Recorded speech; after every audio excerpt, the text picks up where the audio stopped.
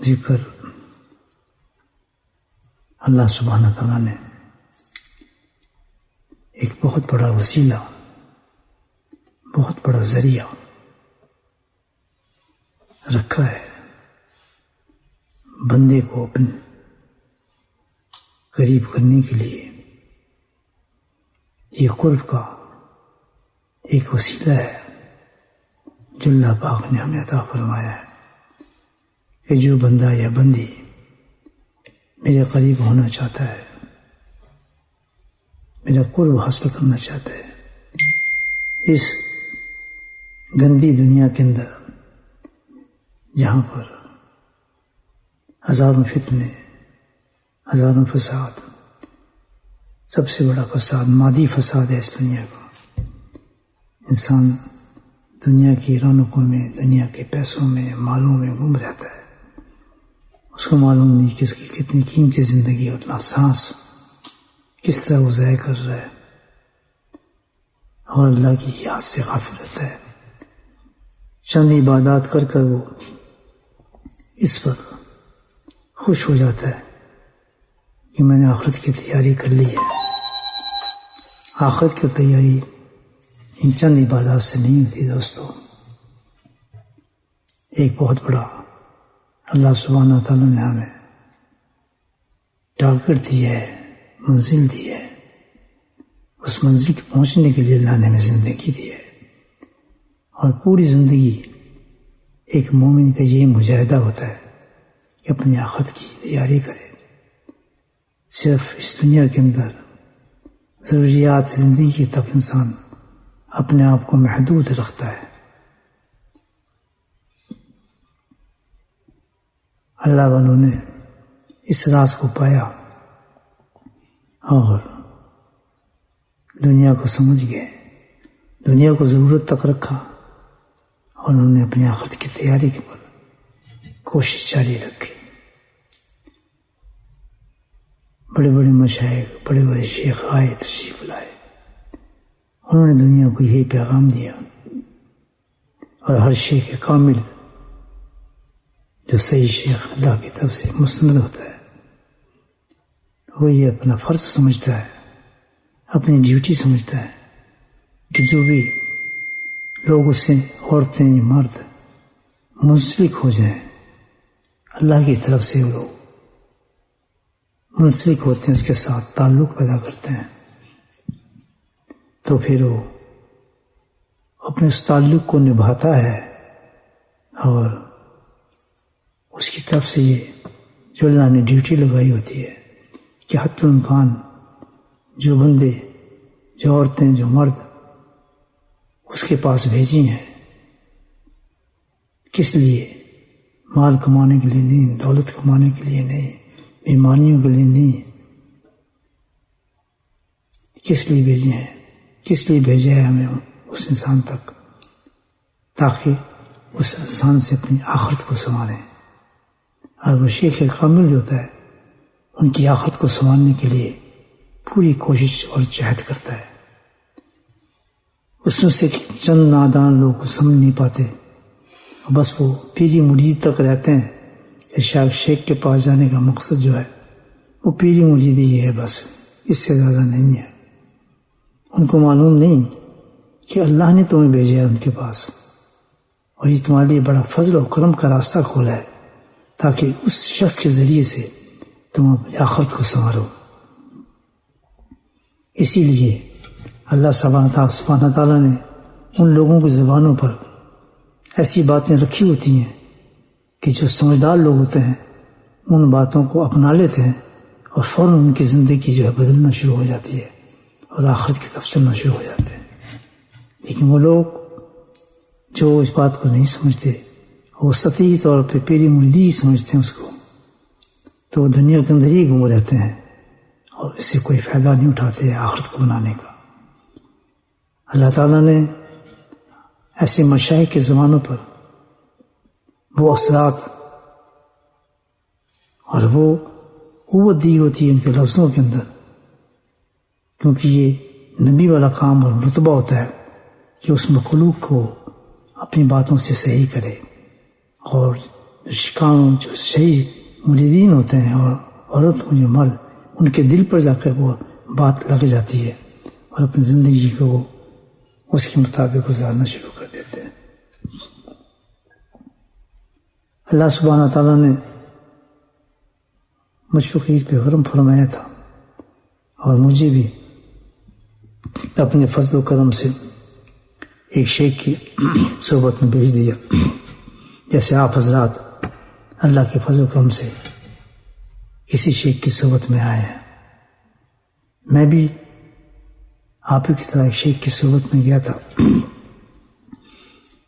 تو اس شیخ کی صحبت میں ہی پھر کیونکہ نیت یہ تھی کہ آخر سنواری جائے، دنیا تو چھوڑنی تھی اور دنیا چھوڑ کر گئے تھے، تو پھر اس شیخ کی باتوں کو موتیوں کی طرح اپنے سینے کے ساتھ لگا کر ان باتوں پر عمل کرنے کی کوشش کرتا رہا۔ ہر مرید، ہر شیخ جو ہے وہ یہ چاہتا ہے کہ اس کا مرید کامیاب ہو، بامراد ہو اور اپنی منزل تک پہنچ جائے، اس لیے اس کو ایسی نصیحتیں فرماتا ہے تاکہ نصیحتوں پہ وہ عمل کرے۔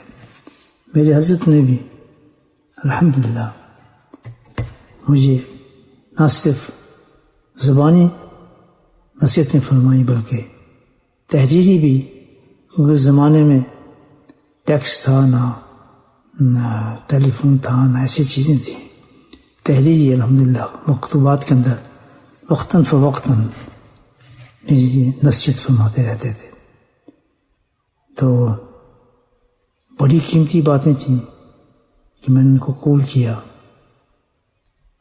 تو اسی طرح میرا دل بھی یہ چاہتا ہے کہ اللہ پاک نے جو بندے میرے پاس بھیجے ہیں، جو میرے پاس آئے ہیں اللہ کی طرف سے، وہ بھی سارے کامیاب ہوں، جہاد ہوں، آخرت کی تیاری میں ہوں، دنیا کی نفرت پیدا ہو، دنیا کا نظم نہ ہو، دنیا دنیا دنیا، پیسہ پیسہ، مال مکان دکان، بہت بڑا دھوکہ ہے یہ۔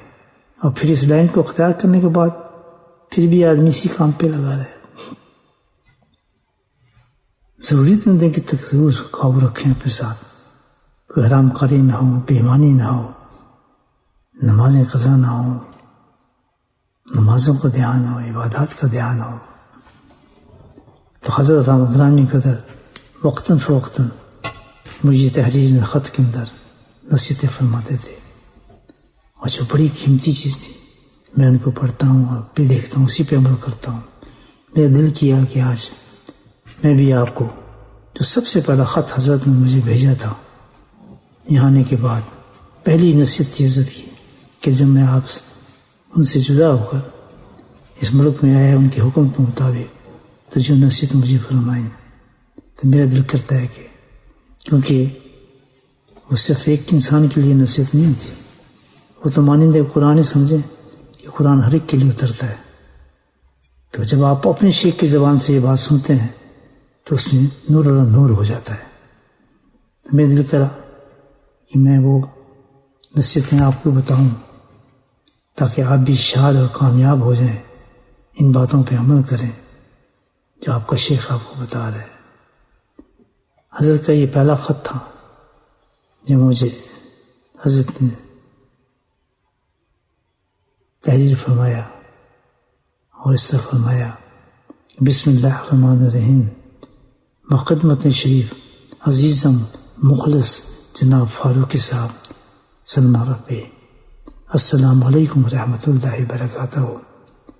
جناب کا لفافہ کافی دنوں سے آیا تھا، تقریباً مہینہ ہوا گدائی مقیم ہے، کیونکہ خط و کتابت بہت بڑا ذریعہ ہے شیخ کے ساتھ، جس سے تعلق مضبوط رہتا ہے، لنک مضبوط رہتا ہے۔ تو حضرت نے مجھے اس بات پر خاص تاکید فرماتے تھے کہ تم مجھ سے لنک رکھو۔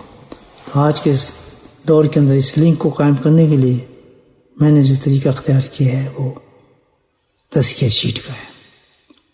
وہ تزکیہ شیٹ جب آپ پہنچتی ہے میرے تک، وہ بالکل ایسی ہے جیسے آپ نے مجھے خط لکھا ہے اور اپنے احوال بیان کیے ہیں، کیونکہ آج تک تو راست قائم نہیں رہا معاملات، تو اللہ نے یہ طریقہ اختیار کر لیا۔ اس کو معمولی چیز نہ سمجھیں، جب شیخ کے پاس پہنچتا ہے تو اس سے بے انتہا فیوز و بلاغت ملتے ہیں تزکیہ شیٹ سے۔ جیسے بھی حالات ہوں برابر اس کو بھیجتے رہنا چاہیے۔ پھر فرمایا کل بعد از عصر آپ کے قبلہ والد صاحب تشریف لائے، جبابی لفافہ اور کچھ عطیات گرامی فرمائے۔ تو یعنی فرمایا کہ کل آپ کے والد صاحب تشریف لائے تھے، کیونکہ میں اپنے والد صاحب کو عرض کرتا تھا کہ آپ حسن صاحب کو تکلیف نہ ہو، جب وہ میرا خط پہنچے تو آپ وہاں پر ان کو جوابی لفافہ پہنچایا کریں، تاکہ حضرت کو کہیں جانا نہ پڑے، بلکہ آپ ان کو جا کے لفافہ دیں، لفافہ تاکہ اس پہ وہ لکھ کے پھر آپ اس کو جا کے پوسٹ کریں۔ میں اپنے والد صاحب سے عرض کیا تھا، لیکن بہت بڑا کام تھا، میرے والد صاحب نے کیا الحمدللہ۔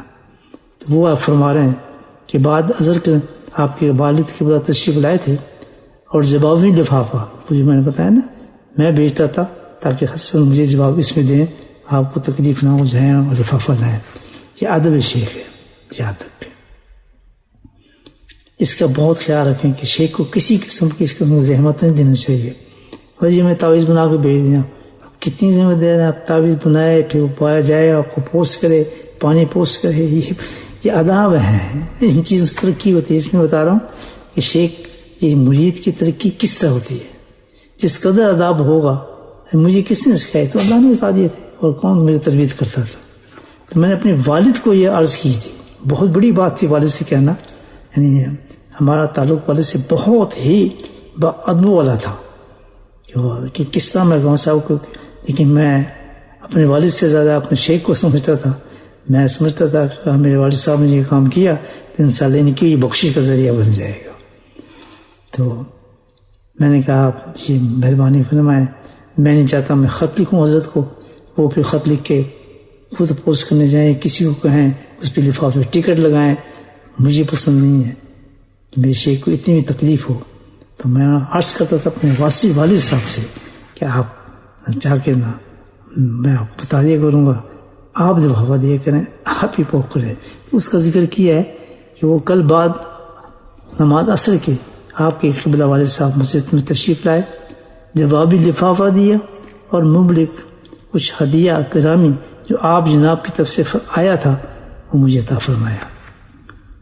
بسط شکریہ میں نے وصول پایا، بارک اللہ جزاکم اللہ حسن جزا، اللہ نے میری قسمت بنا دی الحمدللہ۔ جب شیخ کی قسمت میں کوئی ہدیہ دیا جاتا ہے یاد رکھیں تو اس کے عوض میں یہ سنت ہے، شیخ ضرور بضرور دعا کرتا ہے۔ اب کتنی بڑی دعا حضرت نے فرما دی، اللہ تجھے برکت دے، جزاکم اللہ خیر احسن جزا، بتائیں ایک اللہ کے اتنے بڑے ولی کے زبان سے نکلے لفظ ہے۔ اور ہر شیخ کا یہ درجہ ہے اپنے مرید کے لیے، ہر مرید اپنے شیخ کو بہت اونچا سمجھتا ہے، اور جب اپنے شیخ کو کوئی ہدیہ پیش کرتا ہے تو شیخ یقیناً اس کے لیے اسی قسم کی دعا کرتا ہے، اور وہ دعا اس کی منزلوں کو بلند کرتی ہے۔ تو ہدیہ بھی ایک بہت بڑا ذریعہ ہے شیخ کے اور مرید کے درمیان پہنچنے کا۔ تو اللہ نے اس میں ڈالا تھی باتیں۔ اب آگے فرماتے ہیں کہ ذکر کے متعلق کرتے ہیں کہ خود بھی کریں ساتھ ہی لوگوں کو بتائیں، کیونکہ میں نیا آیا تھا، میں کس کو بتاتا لوگوں کو؟ تو اکثر میں آپ کو سمجھاتے رہتا ہوں کیسے میں نے ذکر یہاں شروع کیا، اور فرمایا کہ ان کے ساتھ مل کر آپ بھی ذکر کریں۔ بتائیں، لوگ کہتے ہیں بدعت ہے، بیٹھ کے ذکر کرتے ہیں، تماشا لگاتا ہے۔ پہلا خط بتا رہا ہوں آپ کو، تو مجھے کوئی شوق نہیں تھا کہ میں آؤں آپ کے ساتھ بیٹھوں، لوگوں کو جمع کروں، ذکر کراؤں، پیر بنوں۔ حکم آ رہا ہے وہاں سے کہ آپ ذکر تو خود کرتے ہی ہیں، لیکن آپ کی ڈیوٹی یہ نہیں ہے، بلکہ کیا ہے لوگوں کو جا کے بتائیں اور ان کو اپنے ساتھ ملا کر ذکر کرائیں۔ اب جیسے ہم ختم کاج کا ذکر کرتے ہیں، بتائیں کتنی بڑی برکت ہوگی۔ حضرت صاحب کو یہ الہامی باتیں تھیں جو اس ملک کے اندر لوگوں کو صحیح کرنے کے لیے ایک انسان کو بھیج کر بتائی گئی، اس طرح کہ وہاں سے عورتوں اور مردوں کو جو دو چیزوں میں ہمارے یہاں ڈوبے ہوئے ہیں، ایک تو خرافات میں، بے حیائی میں، نمبر 1 ہے یہاں جو بھی آتے ہیں انسان۔ یہ ماحول سارا اس قسم کا ہے، ہمارے بچے اولادیں سب پتہ تھا یہ بہت خطرناک جگہ ہے ایک مسلمان کے لیے۔ اور دوسری چیز دنیا، ملک کو چھوڑ کے میاں بھاگتے ہیں پیسے کمانے کے لیے، اور جب آ جاتے ہیں سب کچھ ختم پیسے کے لیے، 4-4 ہزار جگہ کام کرے ہوتے ہیں، رات اور دن پیسے کما رہے ہوتے ہیں، ویزے مخصوص یہ وہ مکان، ہوش ہی نہیں ہوتا اس ملک کے اندر آنے کے بعد، سمجھتے ہیں کہ ہم پیدا اسی لیے ہوئے ہیں۔ اللہ تعالیٰ نے انتظام فرمایا کہ آپ ان لوگوں کو بلائیں ذکر، تو ان کے ساتھ مل کر ذکر کریں تاکہ ان کی زندگی بدلیں اور وہ اپنی آخرت کی تیاری کریں۔ مطلب یہ ہے کہ مقصد صرف میرے آنے کا بھی یہاں اور میرے ذکر کرانے کا بھی تھا۔ یہاں کی جو مخلوق، یہاں کے جو لوگ جو اچھے اللہ نے جن کی قسمت میں آخرت کی تیاری لکھی ہے، وہ آپ سے یعنی مجھ سے فائدہ اٹھائیں گے، اور الحمدللہ اٹھا رہے ہیں لوگ فائدہ۔ تو میرے بھائی وقت ضائع نہ کریں، کیوں دنیا کے پیچھے بھاگتے پھرتے ہو؟ یہاں تک مکان اور دکان اور ویزا پاسپورٹ اور یہ کاروبار بنائیں گے آپ، اپنی زندگی سمجھیں، بوڑھے ہوتے چلا رہے ہیں، ختم ہوتے جا رہے ہیں، بچے بیوی اولادیں سب اس کام پہ لگے ہوئے ہیں اور دوسرا کام ہی نہیں ہمیں۔ پھر فرمایا ان کے ساتھ مل کر ذکر کریں اور ان کو تسبیح کرنے کا طریقہ بتائیں۔ اب یہ تسبیح جو ہے یہ بہت بڑی چیز ہے اللہ کے ذکر میں۔ ان کے اللہ یہ مجھے بتایا جا رہا ہے کہ میں نے آپ کو کس طریقے سے ڈیل کرنا ہے اور کس حساب سے چلنا ہے۔ اب بتائیں کون اعتراض کر سکتا ہے میں تسبیح چلاؤں؟ میں نے خود ایجاد کی ہے۔ کون اعتراض کر سکتا ہے میں لوگوں کو ذکر میں بلاتا ہوں؟ کون اعتراض کرتا ہے کہ مجھے میں ذکر لگا کے لوگوں کو ذکر سکھاتا ہوں؟ الحمدللہ یہ نبیوں والا کام ہے، یہ بہت بڑا مقصد کام ہے۔ جو بدلنا چاہتے ہیں وہ بدل جاتے ہیں الحمدللہ اپنی زندگی کو، عورت ہو یا مرد، آخرت کے بڑے بڑے اونچے درجوں میں پہنچ جاتے ہیں۔ اور پھر فرمایا ان کے ساتھ مل کر ذکر بھی کریں اور ان کو تسبیح چلانے کا طریقہ بتائیں اور ذکر کی کثرت کریں ان کے ساتھ۔ الحمدللہ مجھے حکم یہ دیا ہے کہ ان کے ساتھ کثرت ذکر کے ساتھ ذکر ان کو کریں، ان کے ساتھ کریں۔ تو بہرحال میں بہت کمزور ہوں، میں شاید اپنی ڈیوٹی پوری نہ دے سکوں، آپ کی خدمت نہیں کر سکا آپ حضرات کی، اتنا میں آپ کے ساتھ کثرت سے ذکر نہیں کر سکا، ہم مجھے معاف کریں۔ اور لیکن یہاں تو کوشش میں کرتا ہوں کہ بھائی جس حالت میں بھی ہوں میں آپ کے ساتھ بیٹھ کے ذکر کروں اور اللہ تعالیٰ آپ کے ذکر سے فائدہ پہنچائے۔ لیکن ظاہر ہے میں تو سمجھتا ہوں میں اپنی ڈیوٹی میں بہت کمزور ہوں، نہیں دے سک رہا ہوں، اور شاید کتنی کمزوری مجھ میں ہوں گی۔ تو بہرحال کوشش تو میں کرتا ہوں اپنی طرف سے کہ ہر وقت میں آپ کو ذکر مشغول رکھوں، کہیں بھی ہوں، جس جگہ بھی ہوں، جس حالت میں ہوں، اور جہاں تک میں طاقت ہوتی ہے میں کوشش کرتا ہوں، کیونکہ حکم تھا کہ کثرت کا ذکر کریں۔ تو آپ بھی نہ گایا کریں ذکر سے، جتنی دفعہ بلاؤں اللہ کے ذکر کی طرف آئیں۔ اس کے بعد فرمایا اب جی دوسری نصیحت آ رہی ہے کہ اب صرف اس کے بعد کیا ہے کہ ہر کام، کھانا پینا سونا خرید فروخت معاملات معاشرہ اخلاق عبادات، پوری زندگی کا سکیچ کھینچے آپ نے نبی کریم صلی اللہ علیہ وسلم کی اتباع میں فرمائیں۔ ہر کام جتنا بھی آپ کو زندگی کا یہ بتایا مجھے، خرید ہو فروخت ہو دکان ہو کاروبار ہو معاشی حالات ہوں، بزنس چلانا ہو بزنس میں آنا ہو، ویزے لگانے ہوں، پاسپورٹ بنانے ہوں، چلنا ہو، ملکوں میں آنا ہو، تو ایک ہی چیز پہ کس طرح وہ نبی و شریعت کے مطابق ہونا چاہیے، جھوٹ نہ ہو فراڈ نہ ہو۔ پھر کب تک چل سکتا ہے وہ کام جو حرام پر رکھا جائے یا جھوٹوں پہ بنایا جائے یا فراڈ پہ آپ آ کے جائے؟ وہ حرام در حرام چلے گا، اس سے حرام اولاد پیدا ہوگی، حرام چیزیں چلیں گی، ناجائز چیزیں پیدا ہوں گی، خبیث چیزیں آئیں گی۔ تو ذکر کے بعد جو دوسرا حکم فرمایا وہ کیا ہے؟ اتباع رسول صلی اللہ علیہ وسلم چاہیے زندگی کی ہر چیز کے اندر۔ یہ ہے آخرت کی تیاری۔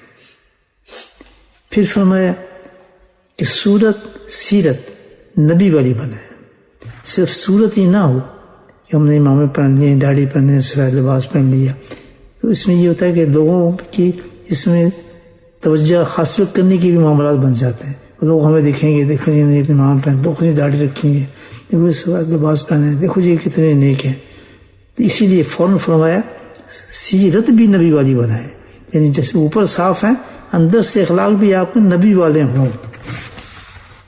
اوپر ہے نا اگر سیرت بنی اور اندر آپ کی منافقت ہے، نفاق ہے، دنیا داری ہے، دنیا کو دکھانا رہا ہے، آخرت کی تیاری نہیں ہوئی، وہ عذاب ہوگا، عذاب ہوگا۔ تو صورت ہی بنانا کافی نہیں ہے، بلکہ اندر سے بھی اپنے آپ کو اتنا بنائیں، اخلاق آپ کے ہمارے صحیح ہونے چاہیے ہر لحاظ سے، جس میں جھوٹ نہ ہو، فراڈ نہ ہو، کبر نہ ہو، ریا نہ ہو، دکھاوا نہ ہو، مال نہ ہو، دنیا نہ ہو، لالچ نہ ہو، بالکل نہیں، کسی قسم، صرف باللہ واللہ۔ اور پھر فرمایا یہ ساری باتیں احباب کو ترغیب دیں، جس آپ کے پاس مجھے بھیجا گیا تھا نا، فرمایا یہ آپ کے لیے نہیں ہے، صرف جہاں آپ کی ڈیوٹی لگائی ہے کہ آپ جا کے ان کو آخرت کی تیاری فرمائیں، آخر تک ان کو آپ نے بلانا ہے، وہ دنیا کے اندر گم ہو جائے گا، یہاں پر آدمی معدیت میں چلا جائے گا، بیوی بچے سب ختم ہو جائیں گے ان کے یہاں پہ، ڈوبتے چلے جائیں گے۔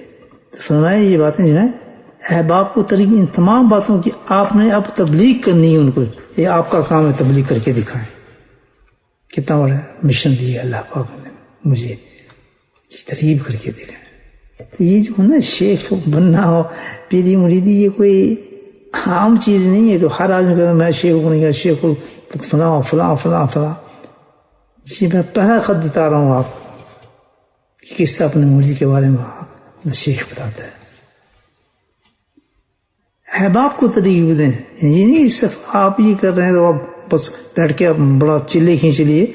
آپ کو تو ڈیوٹی لگائی گئی ہے کہ آپ نے جو لوگ اللہ آپ کے پاس بھیجے گا اور بھیجے گا، اس وقت تو میں اکیلے تھا، میرے پاس آدمی کہاں نہیں تھے۔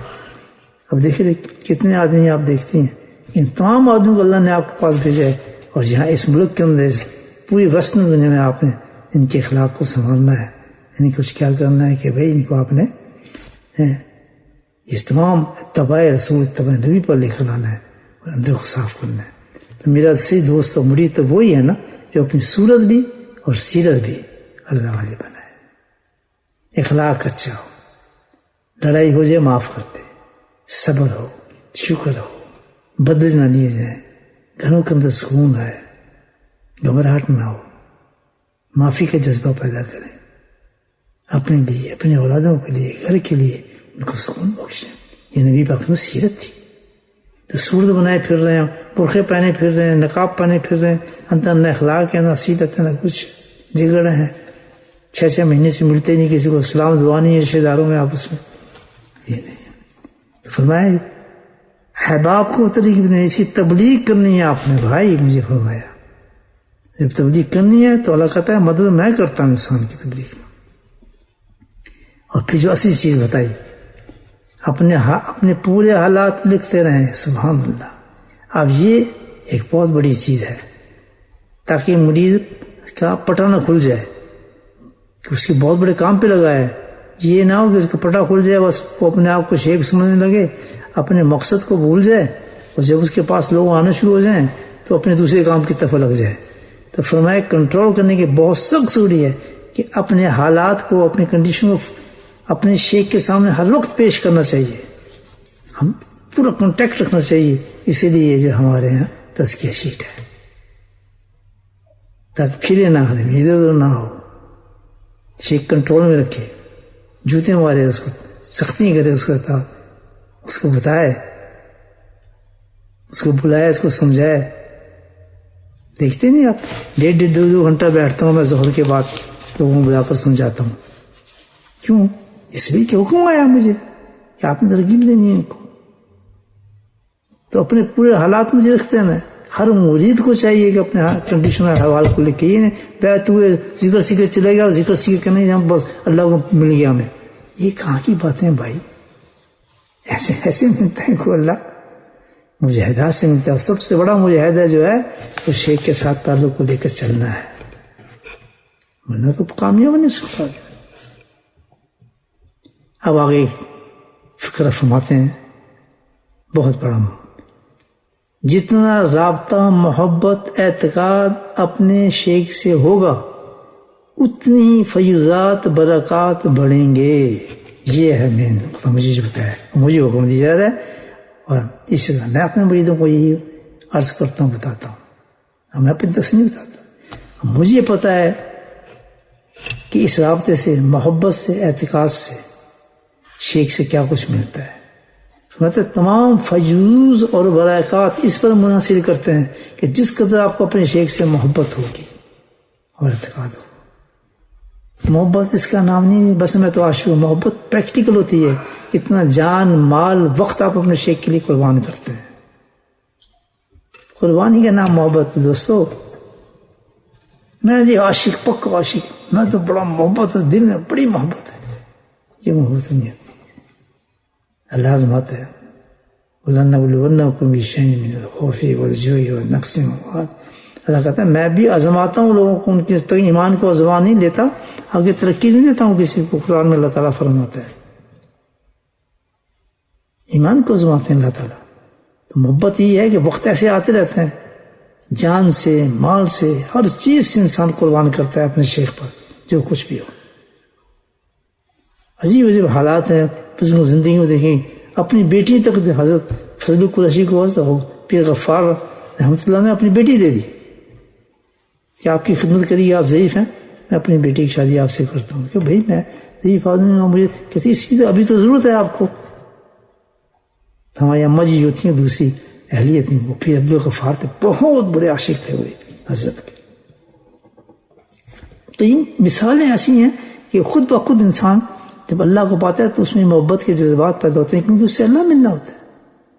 پھر اعتقاد پیچھ پہ اتنا ہو یہ نہ مانگتا پھر تھوڑی دیر اس پاس کبھی ادھر کبھی ادھر کبھی ادھر. اعتقاد ہوتا ہے کہ ساری دنیا فتنے فتوے دے دے, بڑے بڑے مفتیان فتوہ دے دے, لیکن شیخ نے جو بات کہہ دی کہتے صحیح یہی ہے, ہو گئی. پہلے ختم فرمایا اللہ تعالیٰ کہ جب اتنی اعتقاد محبت ہوتا ہے تو تب فیوز اور برکات, دو فیوز برکات کیا ہے, پورا منحصر اس پہ ہوتا ہے. جو ہم ہمارا قبر میں فیوز مانگتے ہیں وہ اس طریقے سے آتے ہیں فیوز اور برکات اللہ کی طرف سے. جب تک یہ نہیں ہوگا تو فیوز اور راستے نہیں کھلتے. پھر اگلی نصیحت فرمائی برے مولوی سے برے پیر سے پرہیز کرنا. اب زمانے میں آپ دیکھ رہے ہیں کہ برا مولوی یعنی علماء سو بھی ہوتے ہیں علماء حق بھی ہوتے ہیں, ان کی نشانی ہے نا. تو ہر ایک کے پیچھے نہ لگ رہے آدمی. حضرت کا فکر ہے کہ جو سو ہو نا مولوی ہے عالم اس کے نزدیک نہ جانا, اس کی نشانی ہے. اور اسی طرح جب شیخ بنے ہوتے ہیں غلط قسم کے پیر ہوتے ہیں ان کے صحبت میں نہ جانا, ان کے نزدیک بھی نہ جانا, چاہے دنیا کتنی اس کے پیچھے ہو, چاہے دنیا سے عالم کتنے پیچھے ہو, لیکن یاد رکھنا اس کے ساتھ نہ, اس کے پیچھے تم نہیں جانا. اس سے پرہیز کرنا ہے تم نے. کن سے؟ جو علماء سو ہوں اور جو جھوٹے جو شیخ ایسے میں جو جھوٹے شو والا ہو. اور بری مجلس سے بچنا ہے, بری سوسائٹی سے بچنا ہے. یہ آپ نے نصیحت فرمائی. اور پھر آخر میں فرمایا فقیر کو دعا سے یاد کریں. یہاں پھر فرمائی وہ بات خط لکھنے سے بھی محبت بڑھتی ہے. سبحان اللہ, کیا پیارا فکر بنایا ہے کہ اگر محبت بڑھانا چاہتے ہو اپنے شیخ سے تو خط بھی لکھو. پھر جب خط لکھو گے تو پھر میری طرف سے محبت کا جواب بھی آئے گا. اس وقت خط کا زمانہ تھا نا. آج وہ ہم جو کام ہمارے پاس کیا ہے الحمدللہ, سب سے پہلے خط سے صحبت شیخ لیں, ان کے ساتھ رہیں, اور پھر باقاعدہ اپنے حالات اپنی شیٹ کی ذرا بھیریں. تو یہ ہے فرمایا کہ خط لکھنے سے بھی محبت بڑھتی ہے. والسلام علی مرتضیٰ بقرم خود. سبحان اللہ. تو یہ ایک خط تھا جو چھوٹی سی ایک تشریح کے ساتھ میں نے آپ کی خدمت سے عرض کر دیا, کیونکہ میں کچھ ساز ہے آج کل, طبیعت تھوڑی میری زیادہ بول بھی نہیں سکا ہونا. اس میں تو بہت بڑے بڑے پہلو ہیں عرفانہ. اگر میں نکات کو آپ کے سامنے پیش کرتا تو الحمدللہ آپ حیران ہوتے کہ کیسے کیسے اس کے اندر قرآن اور حدیث کے نکات حضرت شیخ نے بیان فرمایا. جس سے حضرت نے اپنے ایک مرید کو نصیحت کی, آج میں بھی آپ کو نصیحت کرتا ہوں اپنے شیخ سے محبت رکھیں, اعتقاد رکھیں, ان تمام چیزوں پہ عمل کریں. انشاءاللہ آخرت میں آپ جنت کے اندر چند دن کی زندگی ہے, ایسے ایسے مقامات پہ جائیں گے. آج کی تنگی برداشت کریں, آج کی مصیبت برداشت کریں, اور اپنے نفس کو مار کر ان باتوں پہ عمل کریں. وآخر دعوانا الحمدللہ رب العالمین. درود شریف پڑھیں. بسم اللہ الرحمن الرحیم. الحمدللہ رب العالمین والصلاة والسلام علی سید المرسلین. شفيع المسلمين ترحم ياسين الحبيب الأمين اللهم صل على محمد النبي الأمي أزواجه أمهات المؤمنين وذريته وأهل بيته كما صليت على آل إبراهيم إنك حميد مجيد وسلم تسليما دائما أبدا كثيرا اللهم اغفر لنا ذنوبنا وذنوبنا نزلنا وجدنا خطأنا ومدنا كل سعيد اللهم اغفر لنا ما قدمت وما قلت وما سررت أنت المقدم وأنت المؤخر ولا إله إلا أنت ربنا آتنا في الدنيا حسنة وفي الآخرة حسنة وقنا عذاب النار يا قاضي الحاجات اقض حاجاتنا يا دافع البليات ادفع بلياتنا يا شافي الأمراض اشف أمراضنا يا شافي الأمراض اشف اللهم اشف مرضانا مرضى المؤمنين يا أرحم الراحمين يا أكرم الأكرمين ربنا هب لنا من أزواجنا وذرياتنا قرة أعين واجعلنا للمتقين إماما اللهم رب ارحمهما كما ربياني صغيرا صلى